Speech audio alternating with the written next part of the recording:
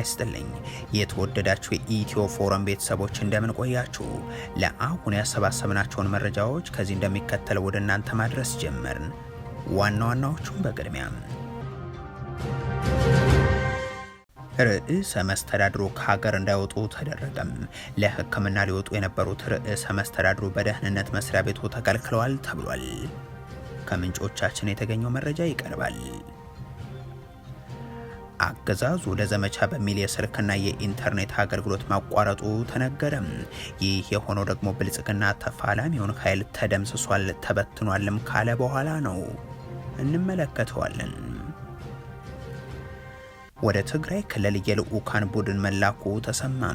የአፍሪካ ህብረት ልዑኩን የላከው በትግራይ ውጊያ ከተመዘገበና ህወሓትም ለንግግር ዝግጁ ነኝ የሚል መግለጫን ካወጣ በኋላ ነው። ተጨማሪውን አዘጋጅተናል። የብልጽግናው መንግስት እገዛ ባደረገበት ጦርነት ድሮን መማረኩ ተሰማ። በጦርነቱ ከድሮን በተጨማሪ ሜካናይዝድ መሳሪያዎች መማረካቸው ታውቋል። ተጨማሪ አለን። አሜሪካ የኢራንን ድሮን መታ ከጣለች በኋላ በወርቅ ዋጋ ላይ ለውጥ መታየቱ ተሰማ።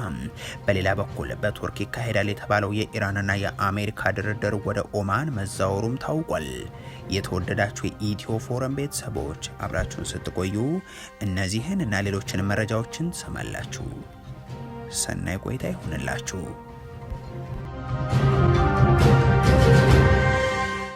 ርዕሰ መስተዳድሩ ከሀገር እንዳይወጡ መደረጉ ተነገረም። ለሕክምና ሊወጡ የነበሩት ርዕሰ መስተዳድሩ በደህንነት መስሪያ ቤቱ ተከልክለዋል ተብሏል።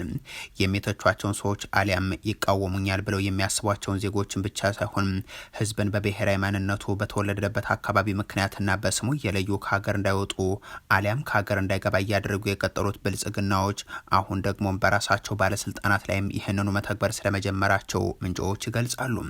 የብልጽግና ባለስልጣናትና የፓርላማ አባላትን ጭምር ቤታቸው ድረስ እየሄዱ ወደ አስፓልት መንገድ ያለውን የቤታቸውን መጋረጃ ቀይሩ እያሉ የሚያስገድዱት የብልጽግናው ፕሬዝዳንት የራሳቸውን ሹማምንት ሁሉንም ነገር በመቆጣጠርም የሚታወቁ ናቸው።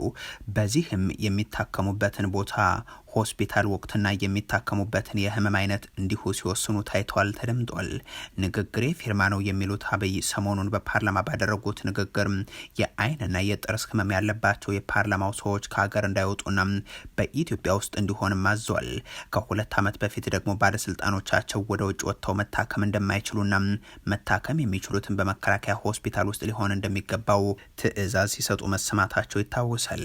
ድንቅ ሆኖ የተሰራ ሆስፒታል እዚህ ስላለን ከእንግዲህ በኋላ ቢያንስ የመንግስት የስራ ኃላፊዎች ወደ ተለያዩ ሀገራት ለሕክምና የሚሄዱ የስራ ኃላፊዎች የሕክምና ቦታቸው ቢሾፍቱ መሆኑን ከዛሬ ጀምሮ እንዲያውቁና ማንኛውም የውጭ ሀገር የሕክምና ቀጠሮ የመንግስት የስራ ኃላፊዎች ከዚህ ቦታ ውጪ እንደማይፈቀድ የጤና ሚኒስቴር የጠቅላይ ሚኒስትር ቢሮ ይህን እንዲያስፈጽም በዚሁ አደራ ማለት እፈልጋለሁ። እንዲህ ባለው ሁኔታ የባለስልጣኖቻቸውን የጤናና የሕክምና ሁኔታም የሚወስኑት ጠቅላይ ሚኒስትሩ ከሀገር ወጥቶ መታከም የሚችልና የማይችል ባለስልጣንንም እየወሰኑ ናቸው። ተቋሚዎቻቸውን ከውጭ ወደ ሀገር ቤት እንዳይገቡ የሚከለክሉት ጠቅላይ ሚኒስትሩ ከኤርፖርት ወስደው ወደ እስር ቤት የሚጥሉትም አብይ አሁን ደግሞ ባለስልጣኖቻቸው ለሕክምናም ቢሆን ከሀገር እንዳይወጡ በማድረግ ላይ ይገኛሉ። ባለፈው ሳምንት ወደ ታይላንድ ለሕክምና ሊጓዙ የነበሩት የአፋር ክልሉ ርዕሰ መስተዳድር አወል አርባም ከአዲስ አበባ ቦሌ ኤርፖርት ተመልሰዋል ይላሉ ምንጮቻችን። አቶ አወል አርባ ከዛ በፊት በነበሩ ሳምንታት ወደ ዱባይ አቅንተው ለ8 ቀናትም የቆየ ሕክምና አድርገው ተመልሰዋል የሚሉት እነዚሁ ምንጮች ይሁን እንጂ ለተሻለ ሕክምና ወደ ባንኮክ ለመሄድ ባሳለፍነው ጥር 15 ቦሌ ኤርፖርት ተገኝተው እንደነበር ጠቅሷል። አብሯቸው ሲጓዙ የነበሩት የልጃቸው ባልና ባለሀብቱ ሰኢድ እስማኤል እንደዚሁም የራሳቸው ልጅ የሆኑት ቢሊዮነሩ ሙስጠፋ አወል እንደነበሩ ለማወቅም ተችሏል። ይሁን እንጂ ኤርፖርት ሲደርሱ የደህንነት ኃይሎች መልሶት ተብለናል መሄድም አይችሉም ብለው የከለከሏቸው ሲሆን እርሳቸውም ለደህንነት መስሪያ ቤቱ ምክትል ኃላፊ ሲሳይ ቶላ አቤቱታ አቅርበዋል ሲሉም ምንጮቹ አክለዋል። አቶ ሲሳይም ወደ ውጭ ሀገር መሄድ የምትችለው ጠቅላይ ሚኒስትር አብይ አህመድ ከፈቀደልህ ብቻ ነው ብለው እንደመለሱላቸው ጣቢያችን ከርዕሰ መስተዳድሩ የቅርብ ምንጮች ለመረዳት ችሏል። የአቶ ሲሳይ ክልከላን ተከትሎ ጠቅላይ ሚኒስትሩን ለማግኘት የሞከሩት አቶ አወል አርባም እስካለፈው ሰኞ ድረስ እንዳልተሳካላቸውም ነው የሰማ ነው። አገዛዙ ለዘመቻ በሚል የስልክና የኢንተርኔት አገልግሎትን ማቋረጡ ተሰማ። ይህ የሆነው ደግሞ ብልጽግና ተፋላሚ ኃይል ተደምስሷል ተበትኗልም ካለ በኋላ ነው። የአስቸኳይ ጊዜ አዋጅን ደጋግሞ እያወጀ የኢንተርኔት አገልግሎትንም እያቋረጠ የሚታወሰው የ4 ኪሎ አገዛዝ ደጋግሞ የሚያወጃቸው አዋጆችን ተከትሎ ባለም አቀፉ ማህበረሰብ ዘንድ ጫና እንደተፈጠረበት ይታወቃል። ይህንን ተከትሎ ታዲያ ባልታወጁ አዋጆች ሀገሩ በኮማንድ ፖስት ለመግዛት የሚያደርገውን ጥረት ነው የቀጠለው። በዚህ ሂደት ውስጥ የክልል ርዕሰ መዲናዎች ጭምሮም ሰዓት እላፊዎች እየታወጁባቸው የሚገኙበት ወቅት ላይ ደርሷል።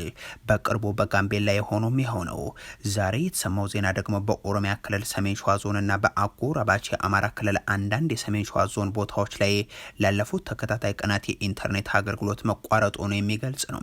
በእርግጥ በጎጃም ቀጠና በአንዳንድ ስፍራዎች ላይ የኢንተርኔት አገልግሎት ባለፉት ቀናት መቆራረጥ እንዳለ መረጃዎች ያሳያሉ። የሆኖ ሆኖ አገዛዙ በኦሮሚያ ክልል ሰሜን ሸዋ ዞን የተለያዩ ወረዳዎች ከትናንት በስቲያ ሰኞ ጥር 25 አመሻሽ ጀምሮ በዞኑ ታጥቀው የሚንቀሳቀሱ ቡድኖች ላይ ወታደራዊ ዘመቻ ለማካሄድ በሚል ኔትወርክና የስልክ አገልግሎትን ማቋረጡን ነው የአካባቢው ነዋሪዎች የሚናገሩት። ተደምስሷል፣ ጠፍቷል፣ በኗል፣ ተኗል ሲለው የነበረው የኦሮሞ ነጻነት ጦር ላይ ዘመቻ ለማከናወን ነው እንግዲህ ስልክም ኢንተርኔትም የብልጽግናው መንግስት የዘጋው።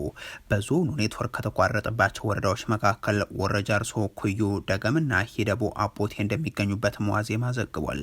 ከሰሞኑ በርካታ ቁጥር ያላቸው የመከላከያ ሰራዊት አባላትና የክልሉ ፖሊስም ወደ ዞኑ መግባታቸውን ነዋሪዎቹ አንስተው ይህንን ተከትሎም ለወታደራዊ ዘመቻ በሚል የኢንተርኔት የሞባይል ድምጽ እንደዚሁም የመልእክት አገልግሎቶች በእነዚህ 4 ወረዳዎች ሙሉ በሙሉ እንዲቋረጥ ተደርጓል ብሏል። ከዚህ ቀደም በዞኑ በሚገኙ ሁሉም ወረዳዎች ለተመሳሳይ የጸጥታ ዘመቻ ሲባል ለወራት የኢንተርኔት አገልግሎቶች ተቋርጠው እንደነበርም አንስተዋል። የብልጽግናው መንግስት እገዛ ባደረገበት ጦርነት ድሮን ተማረከም። በጦርነቱ ከድሮን በተጨማሪ ሜካናይዝድ መሳሪያዎች መማረካቸው ተገልጿል። ኢትዮጵያን የኢምሬትስ ጉዳይ መፈጸሚያ ያደረገው የብልጽግናው አገዛዝ በቤንሻንጉል ጉሙዝ ክልል የሱዳን ተፋላሚውን የጄኔራል ሐሚቲ ታጣቂዎች ለማሰልጠን ካምፕ መክፈቱን ጣቢያችን ከወራት በፊት መዘገቡ አይዘነጋም። በቤንሻንጉል ጉሙዝ ክልል የተከፈተውና በተባበሩት አረብ ኤምሬቶች በተላከ ሀብት የተቋቋመው ይሄው ወታደራዊ ማሰልጠኛ ኞችን እየተቀበለ እንደሆነ መዘገባችንም እንዲሁ። ሱዳን ትሪቡን የዘገበው መረጃ የሚያመለክተው ደግሞም ከዚሁ ከቤንሻንጉል ጉሙዝ ክልል ወደ ሱዳን የተሻገረ ታጣቂ ኃይል በሱዳን ብሔራዊ ጦር ላይ ውጊያ መክፈቱን ያትታል። ባለፈው ሳምንት በደቡብ ምስራቅ ሱዳን ብሉ ናይል ግዛት በሚገኙ 3 ቦታዎች ላይ በተካሄደ ውጊያ ከደቡብ ሱዳንና ከኢትዮጵያ የሄዱ ተዋጊዎች የአልብሩሃን ኃይሎችን ተፋልመዋል የሚለው ጋዜጣው የጦርነቱን ውጤትን በዝርዝር ጽፏል። ጦርነቱ የተካሄደው ስትራቴጂካዊቷም የዴም ማንሱር ከተማን ለመቆጣጠር ነበር ያለው ዘገባው። የሐሚቲ ሚሊሻዎችን በድሮን በታንክና በእግረኛ ሰራዊት መዋጋታቸውን ያትታል። የሐሚቲ አርኤስኤፍናም ከደቡብ ሱዳን የተነሳው ኤስፒኤልኤም ኖርዝ በጋራ ሆነው በሱዳን ብሔራዊ ጦር ሳፍ ላይ በከፈቱት ውጊያም ድል ቀንቷቸዋል ያለው ጋዜጣው በኢትዮጵያ ድንበር ቅርብ ርቀት አካባቢ የምትገኘዋን የዴም ማንሱር ከተማን መቆጣጠራቸውን አንስቷል። በዚህም ኤስፒኤልኤም ኖርዝ በፌስቡክ ገጹ ላይ በሰጠው መግለጫም በጥቃቱ ወቅት የውጊያ መኪናዎችን፣ ታንኮችንና ድሮኖችን መማረኩን መረጃው አመልክቷል። ከሳምንት በፊት ጥር 26 የሱዳን ጦር በብሉ ናይል የሚገኘውን ባው ካውንቲን ከአርኤስኤፍና ኤስፒኤልኤም ጥምረት ነጥቆ የነበረ ቢሆንም ይህ ጥምረት ግን ከደቡብ ሱዳን በመጡ ኃይሎች በመታገዝ ቦታዎችን መልሶ ተቆጣጥሯል።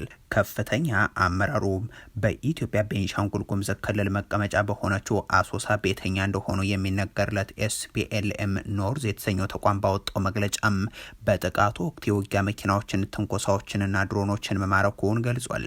ንቅናቄው ባጋራው በዚህ መረጃውም የሱዳን ጦር መከላከያ ምሽጎች ናቸው ያላቸውን ቦታዎችንም በውስጣቸው የተጠመዱ ከባድ መድፎችንም አሳይቷል።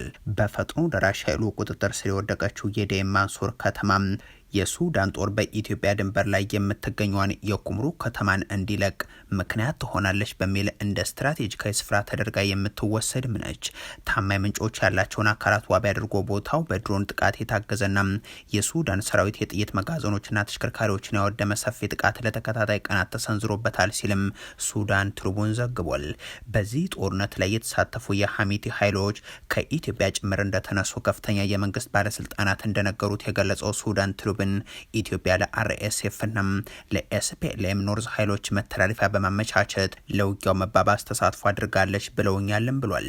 የብልጽግናው አገዛዝ እየሳበ ወደ ኢትዮጵያ ድንበር ያስጠጋው የሱዳኑ የእርስ በርስ ጦርነት ላይ ድሮኖችንም እያቀረበ እንደሆነ ደግሞም ያልተረጋገጡ የሱዳን ምንጮች ያክላሉ። ባለስልጣኖች ደግሞ እነዚህ ኃይሎች በኩምሩክ ወረዳ የሚገኘው የሱዳን ጦር ያጠቁት ከሱዳን ግዛት የተነሱ ታጣቂ ኃይሎች ነው ይላሉ።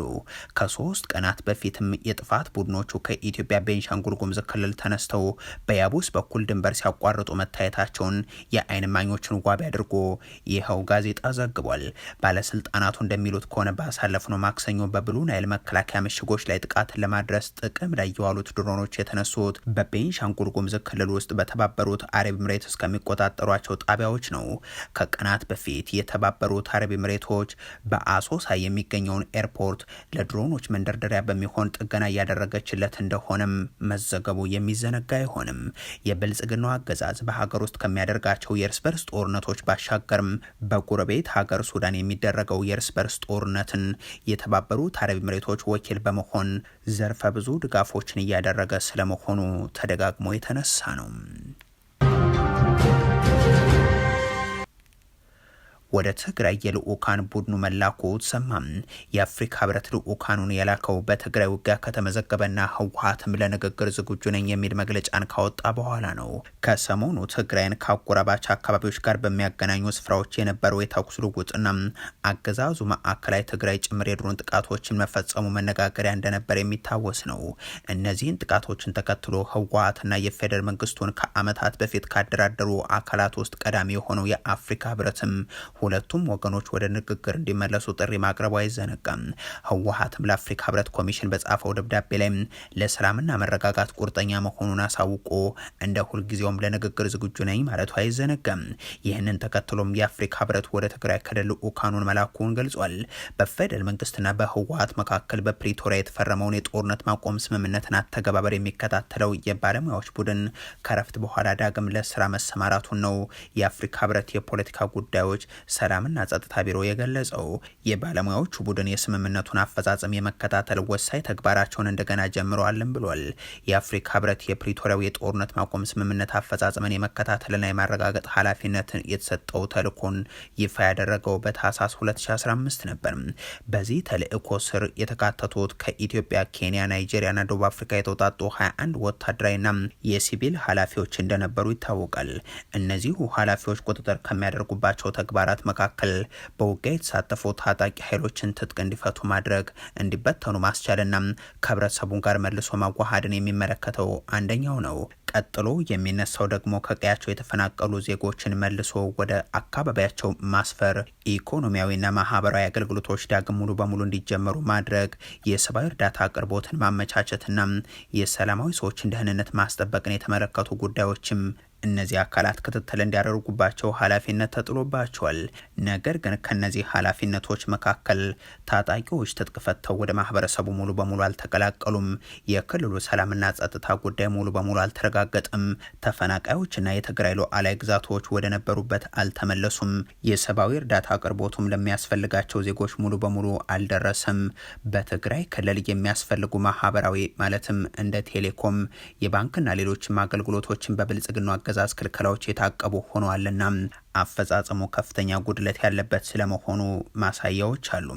5 የቡድኑ አባላት ደግሞ አሁን ከሰሞነኛው ግጭት በኋላ መቀለ አሉላ አባ ነጋ አየር ማረፊያ መድረሳቸውን የአፍሪካ ህብረት በመግለጫው ላይ አመልክቷል።